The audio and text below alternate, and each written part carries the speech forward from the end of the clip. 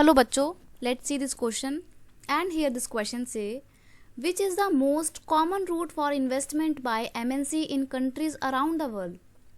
यानी कि ये जो MNC होती हैं, मल्टीनेशनल कंपनी होती हैं, ये किसी भी देश में आके इन्वेस्टमेंट कैसे करती हैं, क्या एक कॉमन रूट होता है इन्वेस्टमेंट का इनके लिए, ये आपसे यहाँ पर इस क्वेश्चन में पूछा है। तो क्वेश्चन का की कॉन्सेप्ट क्या है यहाँ पर? क्वेश्चन का की कॉन्सेप्ट है common route for investment by MNC के द्वारा इन्वेस्टमेंट करने का कॉमन रूट। सबसे पहले आप यहाँ पर एमएनसी की फुल फॉर्म देख लीजिए। एमएनसी का मतलब क्या होता है?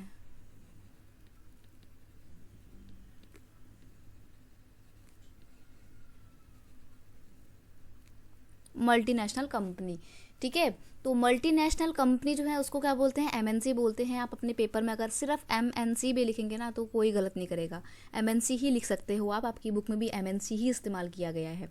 तो अगर हम बात करें कि वो कॉमन रूट क्या है जिसके थ्रू एमएनसी पैसा इन्वेस्ट करती है किसी भी कंट्री में आके, तो वो है most common route for MNCs to investment is to buy up local companies and then to expand production।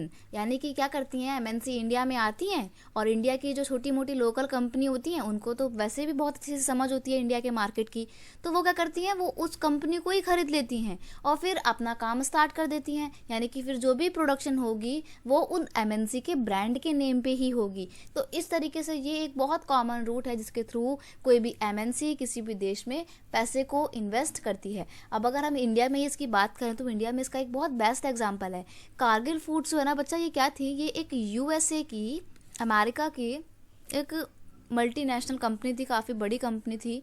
और इसने क्या करा, it has bot over India's company name परख फूड। तो इंडिया की जो परख फूड नाम की कंपनी थी जो कि खाने वाला ऑयल बनाती थी, एडिबल ऑयल बनाया करती थी, उसको कारगिल फूड्स ने खरीद लिया और जितनी भी परख फूड की जितनी भी यूनिट्स थी सब ने अपना काम जो है वो कारगिल फूड्स के अंडर में ही करना शुरू कर दिया।